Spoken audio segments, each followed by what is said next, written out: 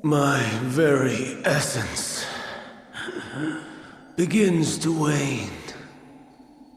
Sweet, sweet agony.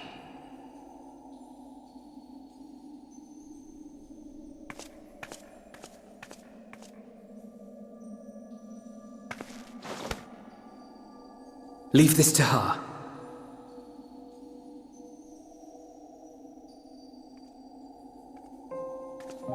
Come to deal the coup de grace.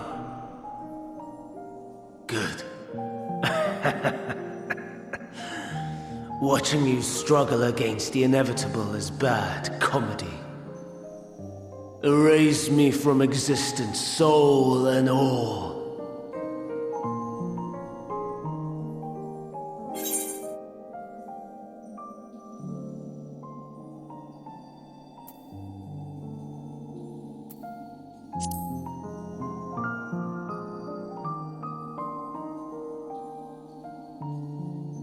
How would you know that name?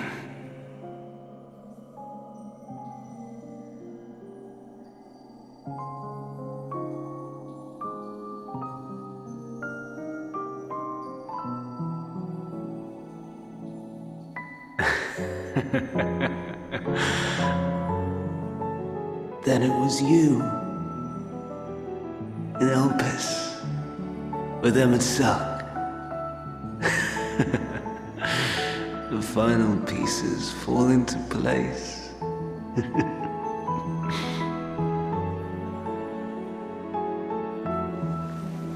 In my halcyon days, as the mortal Amon, I was haunted by a dream.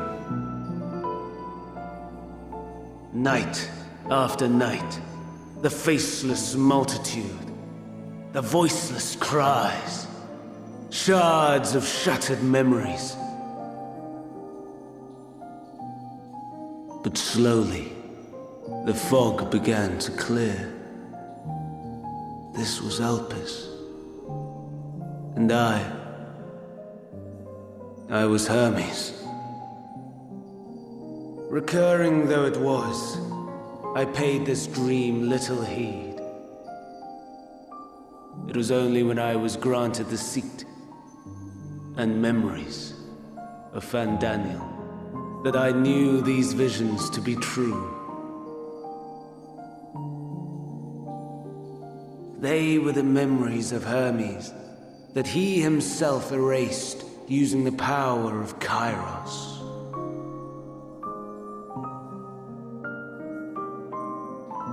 Or so he thought. In his attempt to burn away the events of that fateful day, he succeeded only in searing them more deeply into his soul. My soul.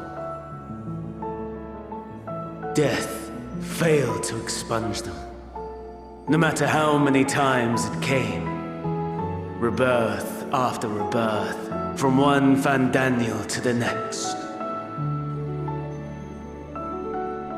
I wonder, is Emmet Selk adrift somewhere in this ethereal sea? In defeat, finally remembering your time together in Elpis? How it must gall him to be entrusted with knowledge of the final days, only to be rendered powerless to act upon it. So many lifetimes dedicated to restoring his beloved Amon in blissful ignorance. Oh, folly! But make no mistake, My life as Hermes is not the reason I invited the world's end. I have lived. I have struggled. I have dredged the very depths of despair. And in the detritus of existence, I found the truth. I served a great ruler, powerful beyond measure. The world his dominion. Yet even he and his vast empire were destined to fall, to become one with oblivion. At the end of life's journey lies only death.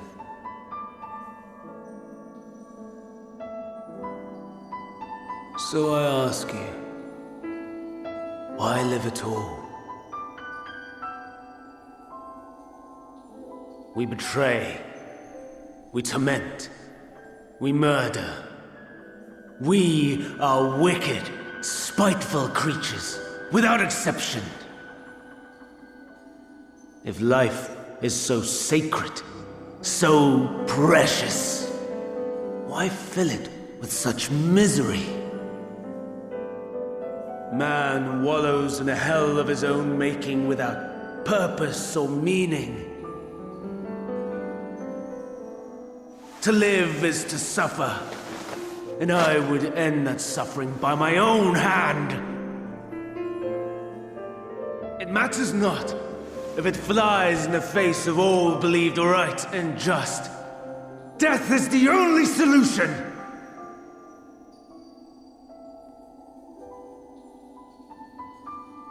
That is my truth, my answer to the question, and yet,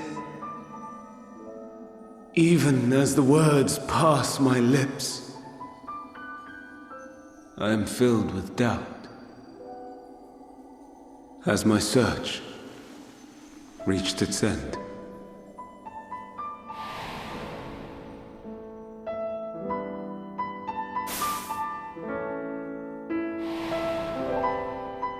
Was this the only way?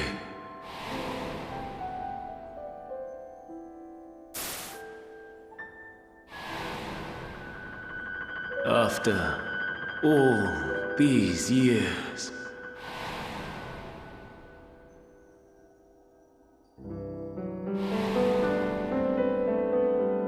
is this the answer I was hoping for?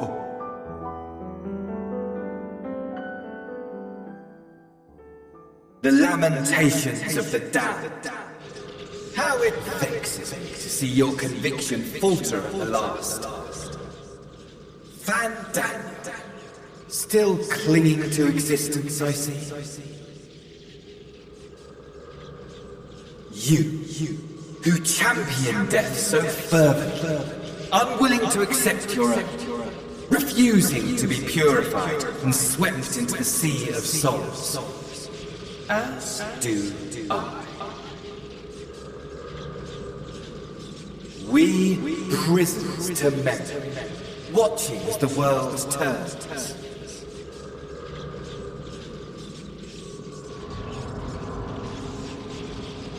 Though unlike me, you will be spared the ignominy of having your corpse made a puppet, dancing to another's tune.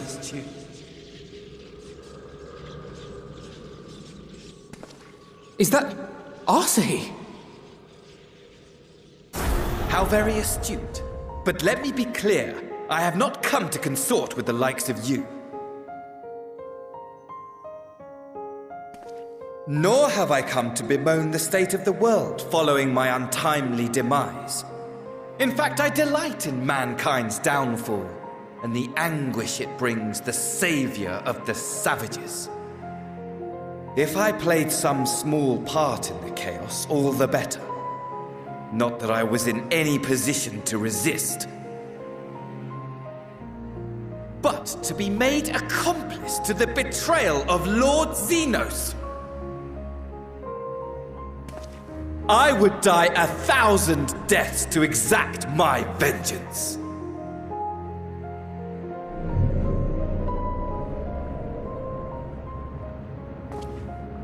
Now you are at my mercy. I shall drag us both into oblivion, and you will never see the fulfillment of your magnum opus. Even should you be reborn, your desperate search for answers must start again.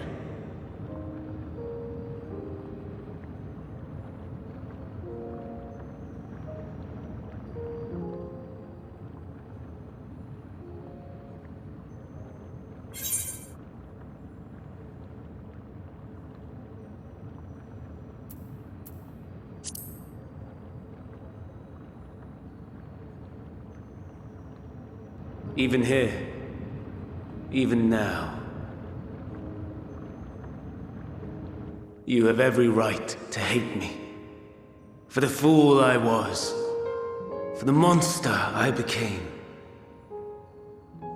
But I will not beg forgiveness.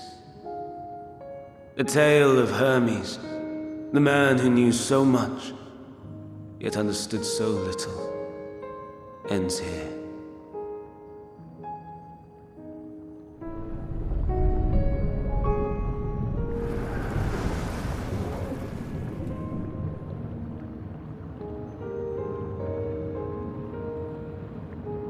Don't try to follow me. I had more of you people than I could stomach in life. Never mind in death. Likewise. I pray we do not meet again. You had better hope not.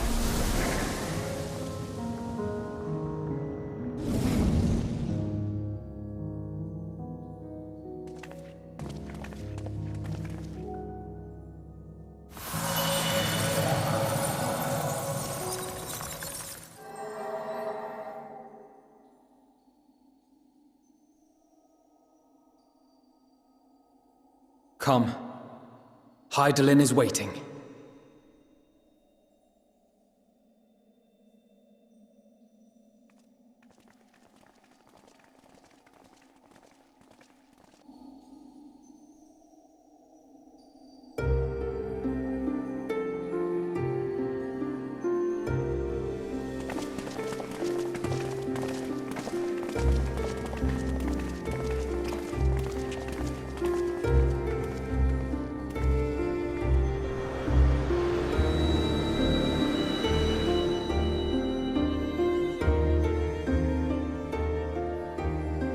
Brave travelers, I welcome you.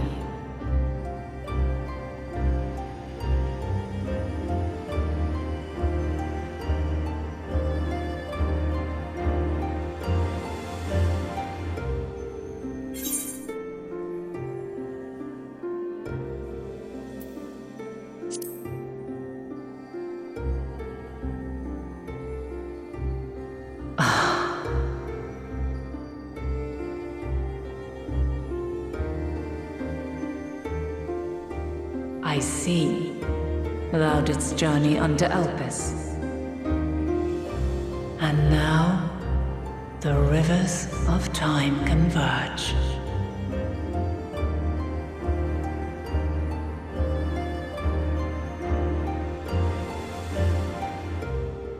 I know why you have come, yet I would hear you speak your reasons all the same.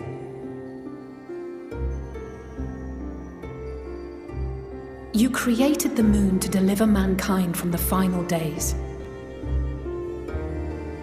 But is that really how it has to end? We do not wish to abandon this world. We want to protect the source and all of its shards.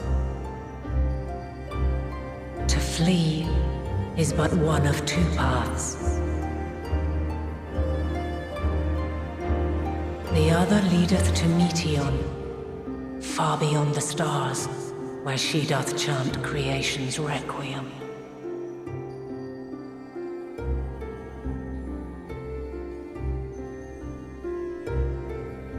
Her domain is formed of dynamis, pure, absolute. Where emotion and memory govern all, ether will avail you naught. Meteon hath gathered the pain and despair of countless stars, and to go unprepared is to go unto your doom. We'll beat her. We'll win. I swear it. Is what I might have said, once. After everything I've seen, all the times I've succumbed to my own anger and fear. I can no longer pretend that courage and faith will be enough. But are we truly so powerless? That our only choice is to flee? Far from it, my child.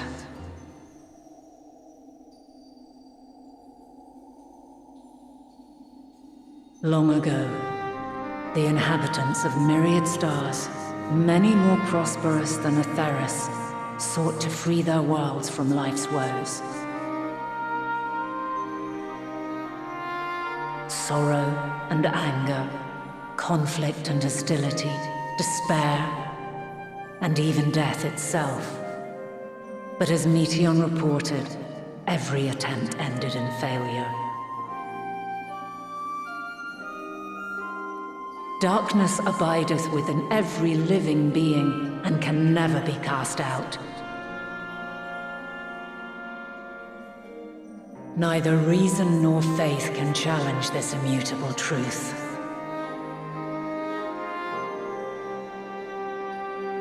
To live is to suffer. And in suffering, find strength and purpose and hope.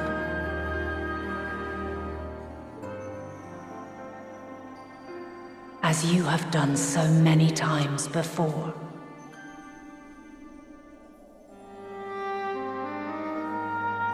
Thou dost pursue an impossible dream, yet knowing this, you pursue it nevertheless. And thou hast learned to depend on others as they do thee.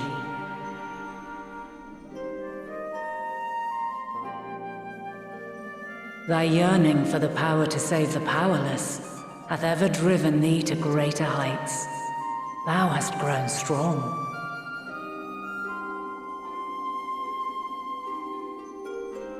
Though those closest to thee no longer walketh by thy side, their love remaineth thy guiding light. For duty's sake, thou hast been bound by truths unutterable time and time again.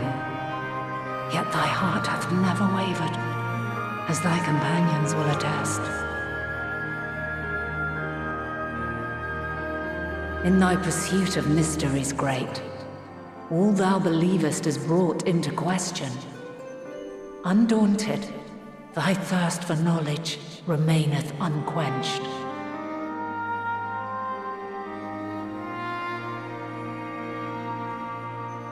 The fires of hatred that once burned in thy heart burneth no more. From their ashes doth spring the light of love, warm and pure.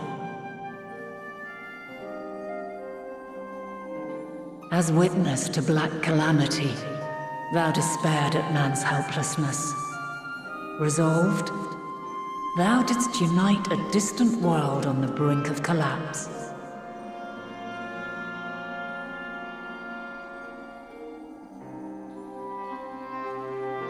And thou, my champion, when all did seem lost, thou never abandoned hope. For every trial and every foe that did bar thy way, thou hast proven equal to the challenge, drawing courage from the many bonds forged on thy journey. You have all known despair, and though the end approacheth, you walk on, heads held high. Therein lieth your power, the strength to silence the song of oblivion.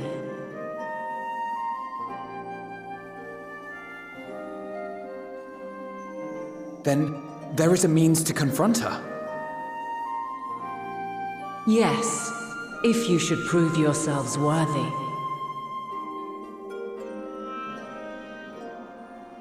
Hark!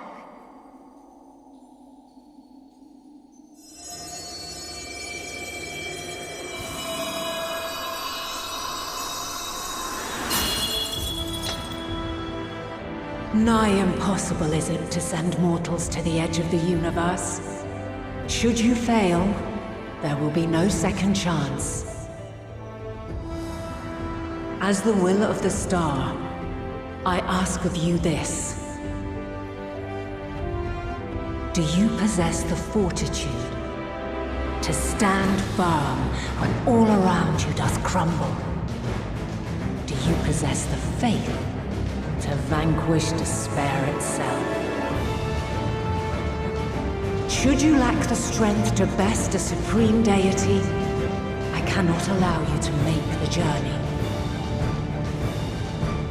You must leave this star and never return.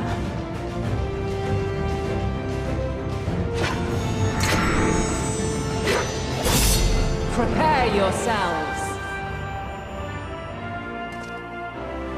Prove ourselves worthy, eh? Sounds straightforward enough. Aye. No room for confusion there.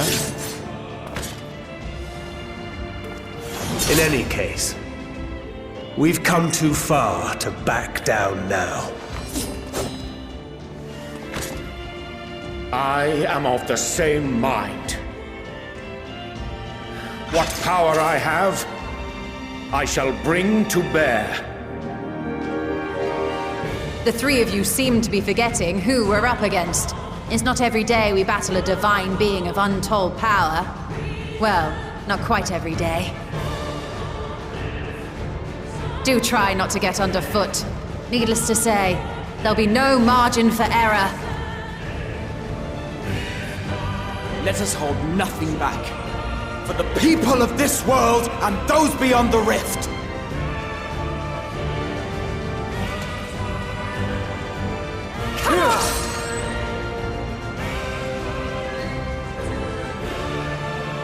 Alas, the question I posed to thee in Elpis hath remained unanswered these long years. I would hear thy response, warrior of light, shouldst thou emerge victorious.